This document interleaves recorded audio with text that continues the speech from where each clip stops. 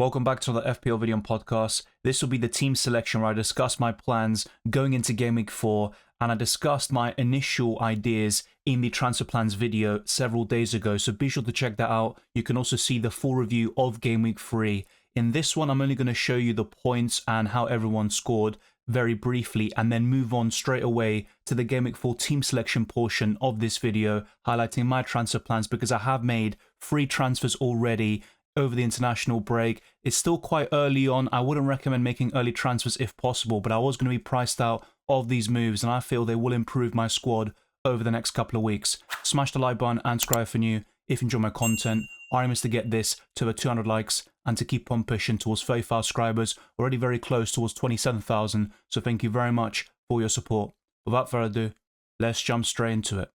It was another solid week and a green arrow, getting 81 points for the game week, and that's now 241 for the season. My rank has gone up to 266,000 with multiple returns from the likes of Erling Haaland, who scored a hat-trick as my captain in back-to-back weeks. I did triple captain him back in Game Week 2 against Ipswich Town. The likes of Saka and Eze produced returns, even Isak with a goal and maximum bonus points. But really, the star of the show was Eze because I really needed that goal after benching Chris Wood in the final minute of the deadline stream for Eze. So I gained 1 point from that decision, but it's just a shame that I benched Chris Wood for the likes of Smith Rowe, Gordon and Jota, who all blanked in Game Week 3. The defensive line was quite decent, with Robinson getting an assist and a yellow card, so a 4-pointer.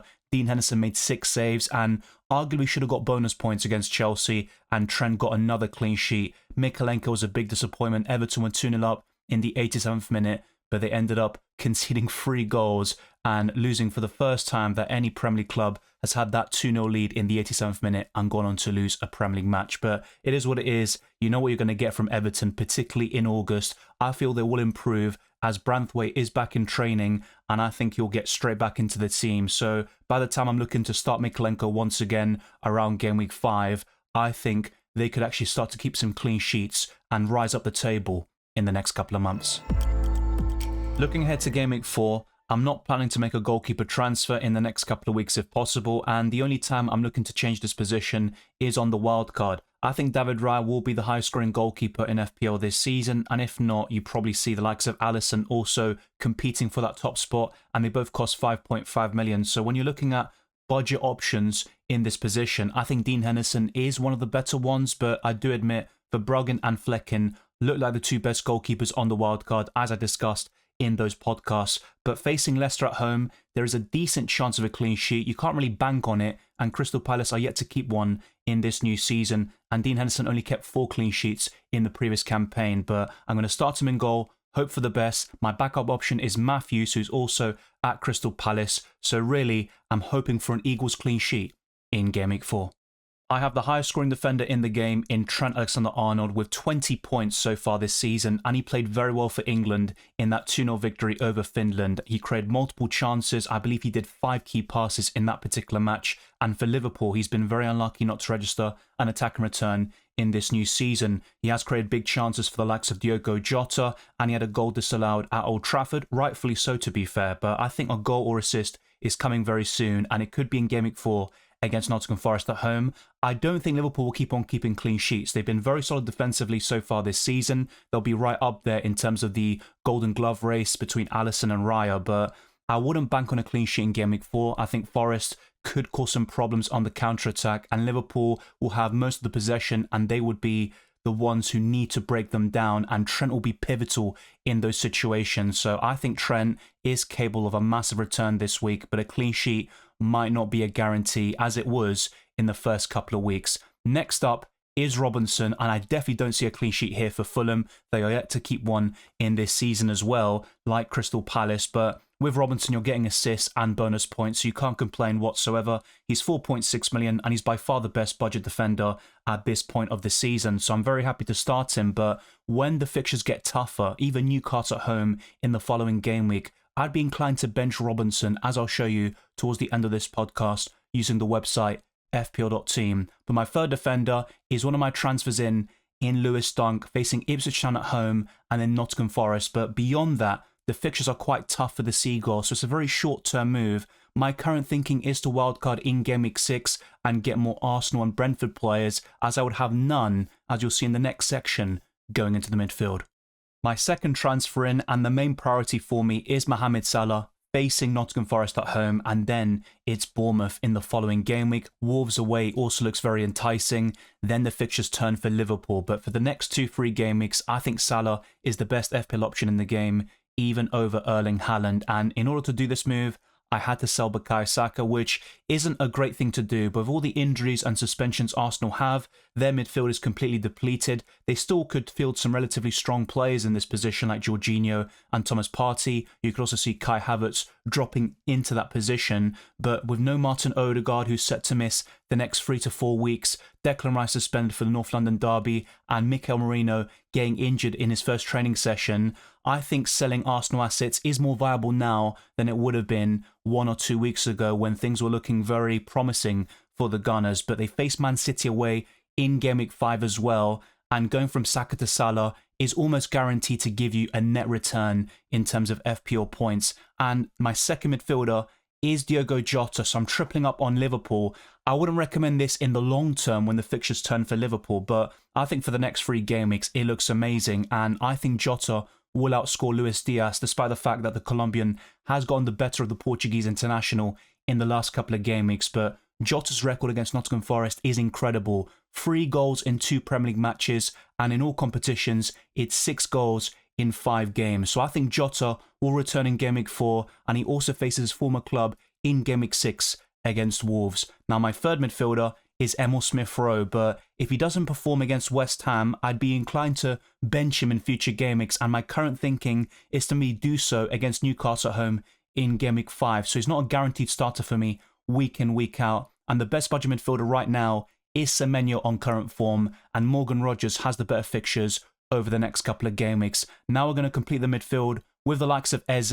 I discussed holding him last week against Chelsea, and in my recent Transtips podcast, I recommend buying him. He's a great option, especially around that price. The only one better is probably Mbeumo, because Brentford have fantastic long-term fixtures, but if you're looking to buy one in Game Week 4 specifically, Eze would win all day long, as Brentford have a very tricky visit to the Etihad, whilst Eze could deliver a massive return against Leicester City. And finally, I'm going for Anthony Gordon away to Wolves, but I have to admit, my preference would have been to keep Isak and sell Anthony Gordon. But the key reason why I ended up keeping Gordon is because it allows me to buy Lewis Dunk for Lewis Hall. I felt that was a transfer that needed to happen with Hall benched in the previous 2 game weeks. He might come back in Game Week 4 with Fabian Schär returning from suspension, but I can't guarantee it. And Lloyd Kelly, Lewis Hall's replacement, did provide an assist in that 2-1 win over Tottenham. So as much as I would have liked to keep Isak, who has 2 goals in 2 appearances against Wolves, and I think he's a better asset than Anthony Gordon so far this season,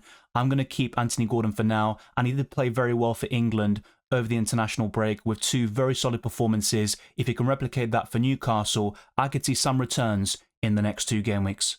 I'm going for 2 forwards here in Erling Haaland, who is almost essential at this point, but I don't think you need to take multiple hits or wildcard just for Erling Haaland alone at this point of the season, because it's Brentford at home, where Erling Haaland's only scored once against this opposition. Then it's Arsenal at home, and to be fair, it's a great time to play the Gunners with all their injuries, but it's still going to be quite tough from an attacking perspective, as they have a great defence and they have so many options in that particular position. And then it's Newcastle away, so just be careful about that. Erling Haaland won't score a hat-trick every single week. It might seem like it right now, but trust me, it won't stick for the rest of the season. He'll still get 35 to 40 Premier League goals at the very least if he stays fit. We all know this, but I would just be a bit careful about undoing your squad just for one particular player, even if they're as good as a Mohamed Salah or Erling Haaland. But my final player is Joao Pedro, and another transfer in that I've made. I did this a few days ago actually, and I wouldn't recommend making early transfers. Like I said, I only did this because I was going to be priced out, and I was very confident about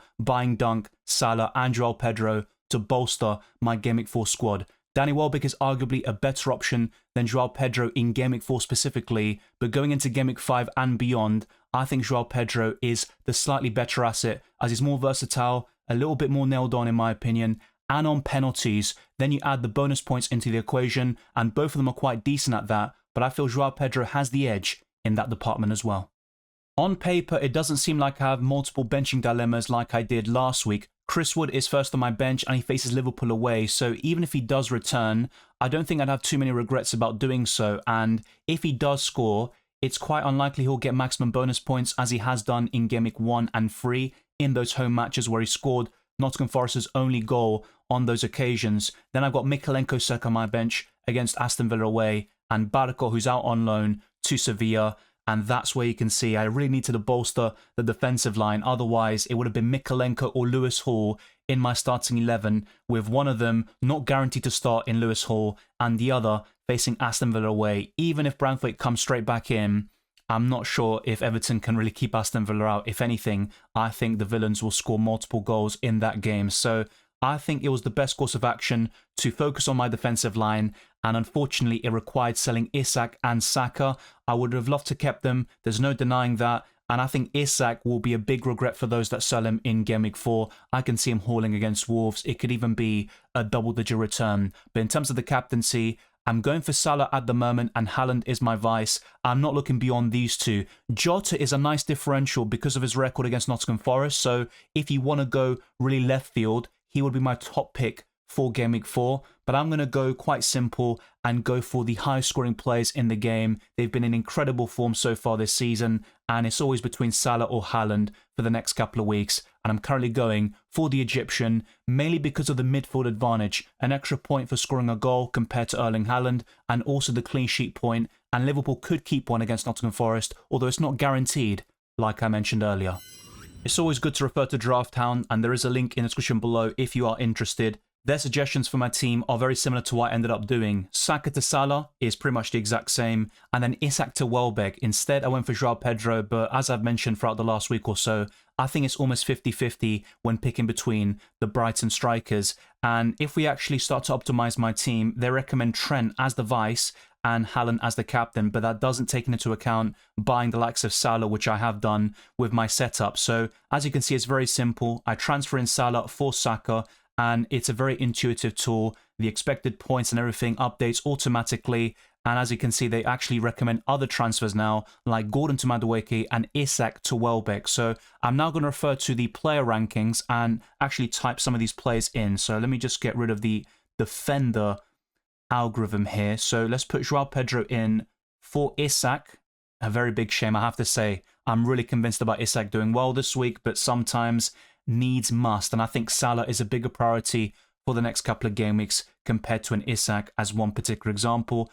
And the final transfer is buying Lewis Dunk, and there'll be Lewis Hall making way. Let's optimize the team again. Very simple, as you can see, just a couple of seconds to make free transfers on the website and for everything to update automatically. They recommend Haaland as the captain and Salah as the vice with this setup, and the bench is pretty much the exact same. Matthews, Wood, Mykolenko and Barco, and everything else is pretty much identical. Just the captaincy, where me and Drafthound slightly disagree, but I could see myself going to Erling Haaland in a couple of days' time. Let's see if I stick with the Egyptian going into the Game Week 4 deadline. Tune into that deadline stream 2 hours before the deadline, of course, as I always do for FPL and UCL Fantasy. But let's now move on to fpl.team, and I'll show you a sneak preview of Game Week 5. It doesn't look as promising in Game Week 5 as things stand, but football is not played on paper, and sometimes you do get some big surprises. I would play Dean Henderson in goal at home to Man United, and despite Crystal Palace having a good record against the Red Devils in recent seasons, I don't think they'll keep them out, and a clean sheet is very unlikely on paper. Mykolenko away to Leicester could be a shout, and fpl.team and other algorithms do suggest going for him over Robinson because Fulham do face Newcastle at home. Lewis Dunk facing Nottingham Forest looks quite decent, but a clean sheet isn't guaranteed. And then Trent facing Bournemouth at home.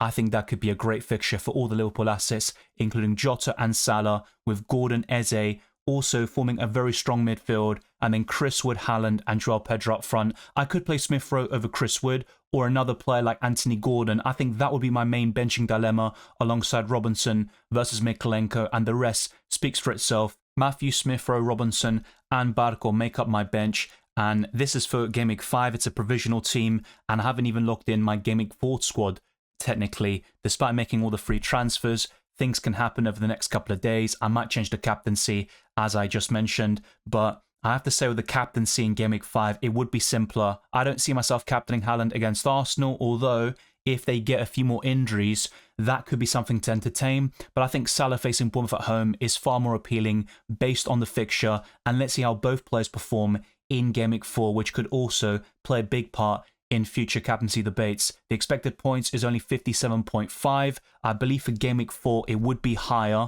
And indeed it is 59. Not a massive difference, but I have to say, I'm far more confident about Game Week 4. This is definitely the game week to have both Haaland and Salah in your FPL teams, on paper at least. Maybe this is the time where they start flopping or produce a blank. They can't return every single game. They are humans, not robots. I know it's quite hard to believe, but I have to say it's looking good for those with Salah and Haaland in Game Week 4. Thank you very much for watching this video and listening to this podcast. If you enjoyed it or found it useful, then be sure to smash the like button and subscribe for new. Our aim is to get this to the 200 likes and to keep on pushing towards new goals like 35 subscribers. Follow me on Twitter and Instagram, DylanRCM, and check all the other links in the description below for my Patreon and the championships for early access to my videos, amongst many other perks, the Discord server, FPL League, and Drafthound, which I showed you just several minutes ago, and also Spotify. Leave a 5-star review on my podcast. It goes a long way to supporting my channel. I wish you all the best of luck for Game Week 4 and the rest of the season, and I'll see you next time.